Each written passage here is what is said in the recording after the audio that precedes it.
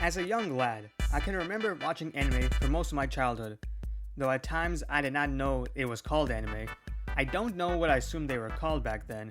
Maybe I just went with the fact that they were just cartoons. But nonetheless, anime has been a part of my life, and today we will celebrate some of those childhood animes that I have watched. I'm capping off my childhood to when I began middle school, because from that point onward, anime became an actual thing I knew, and this doesn't fit with the other anime we're going to talk about. Well, Malcolm, where have you been? We gotta get in on this. Dad? I want to watch anime.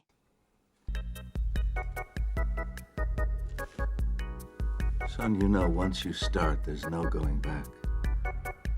I know. This means total commitment. Once you begin the path, there is no leaving the path. Are you sure you're ready for that? I mean, really ready? I guess so. Neat. We'll start tomorrow. Come on, dig in before they harden. The first anime I want to talk about is Beyblade. Beyblade Metal Fusion and its subsequent sequel series took over my life and the lives of every other kid I knew. I got introduced by it by my older nephew, and he showed me his Beyblade and part of the anime. I still remember my first ever Beyblade. It was a Storm Aquarius that I liked a good amount. From there I started to amass a collection of the toys, but this is about the anime, not the toys. So let's talk about the anime because, what the fuck, why was it so serious? I'm not gonna sit here and pretend I remember every single detail, because I don't. But from what I do remember, is that Beyblade was treated like the World Cup and somehow having the power to destroy the world. We had people sacrificing their lives to save the world and being possessed in an anime about spinning tops. At the time as a kid, you don't realize how insane everything is. But looking back now, crazy how they managed to make Beyblade that serious. Motherfuckers were out here passing out while battling, sniping each other with Beyblades, secret organizations about Beyblades.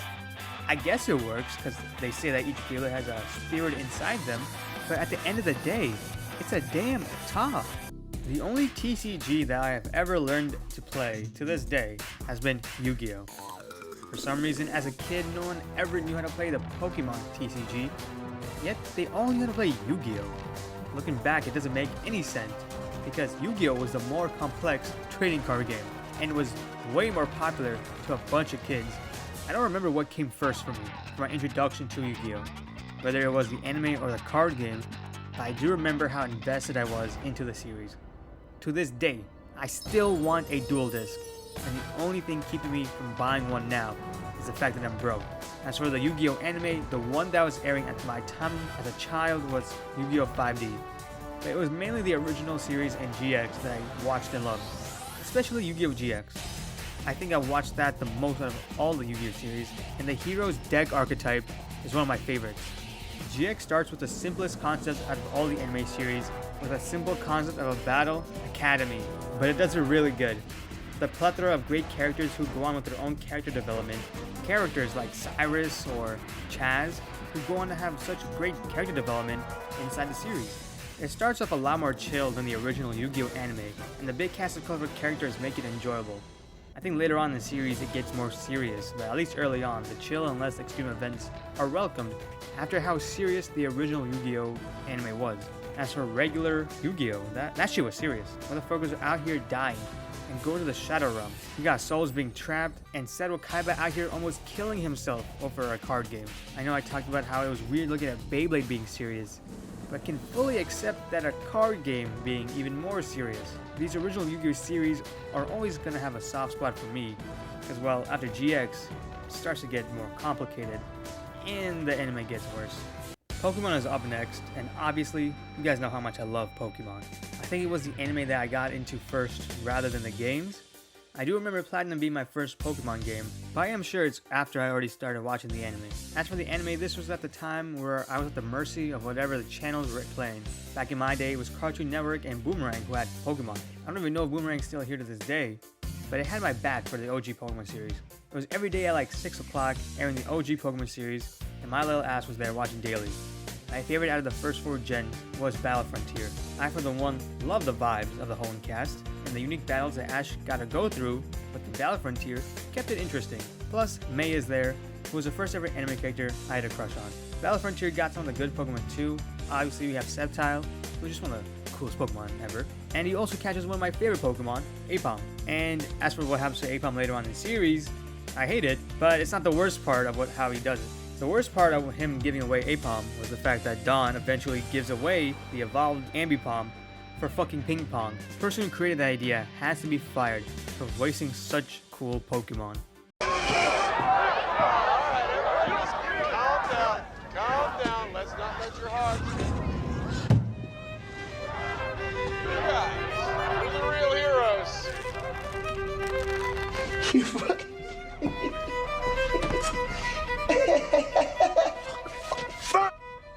But speaking of Diamond and Pearl, I enjoyed it as much as everyone else. I don't remember much thoughts from it that I had as a kid, other than the battles of 6v6 Ash vs. Paul were really cool. And the last series to air as a kid was the Black and White series. And you know, when this first came out, it was in Japanese. The English dub would have took a while to release, but I found a website that had English sub on the websites, and that's what I used to watch. I didn't watch much of Black and White, mainly because I didn't think it was a very good series. Bakugan was another anime that I watched as a kid, but I never got too into it. I do remember buying the toys and having zero clue on how to play it. It was fun rolling it, I guess. My favorite Bakugan was Preyas. I had to look at the name for this one, because I thought he was the coolest. I don't remember anything from the anime. I just remember that I did watch it, and it is weird to see they come back nowadays. But all those previous animes I mentioned were anime that I watched without me knowing that it was anime. And I know I said in the beginning that all these animes would be things that I didn't know were anime, but as a child, I guess I eventually did learn what anime was. And the first one that I really seeked out were Attack on Titan and Sword Art Online. In 2014, these two series were the biggest things in anime, so big that a little 5th grade graduate heard of it, and I obviously watched it, but on YouTube. Attack on Titan is a series that I got into more compared to SAO. I thought SAO had one of the coolest plots ever. Stuck in a video game and having to live in it and survive. And yeah, after the first half it does fall off, but my interest was there in the beginning. For a little gamer kid like me, the plot was super cool. But for Attack on Titan, I was on that for a long time even after finishing it. Looking for spoilers, playing fan games, listening to English opening covers, and even wanting the Scout Jacket.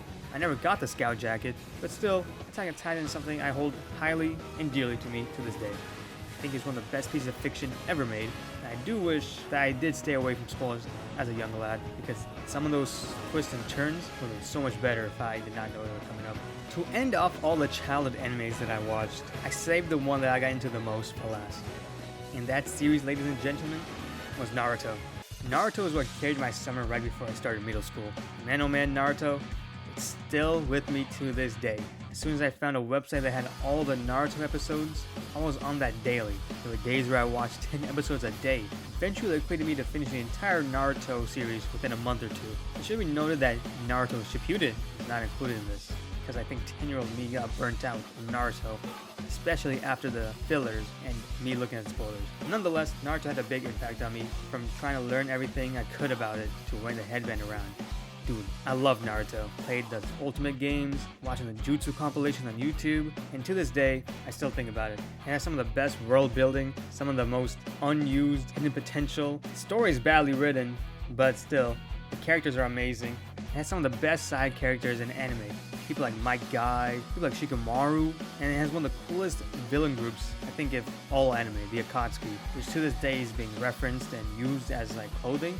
The lasting impact of the Akatsuki will be remembered for all of anime. I do think Naruto is badly written nowadays. The jump from Naruto Shippuden, you could clearly tell they shifted in story and priorities, but nonetheless, Naruto is still one of my favorite things come out of anime.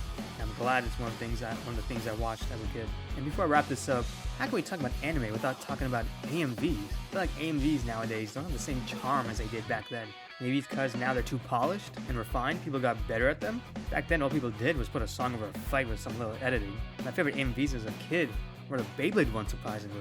Shockingly, Beyblade had for some reason had the best AMVs for me, especially my number one favorite, Hades Kerbex vs. Gravity Destroyer. That was actually my introduction to Skillet and, Monster and whatever. But obviously, I watched some other AMVs, like the Pokemon ones, which were cool. But the Hades Kerbex vs. Gravity Destroyer one, to this day, I still think about that one. For someone like a big anime fan like me, my childhood was as plain as any others when it comes to anime. The usual series like Pokemon, Yu-Gi-Oh, Beyblade, the childhood ones that you don't really know are anime. But still, it's a precursor before my eventual anime craze that I had later on in my life. A simpler time to think about before everything I consumed was anime related.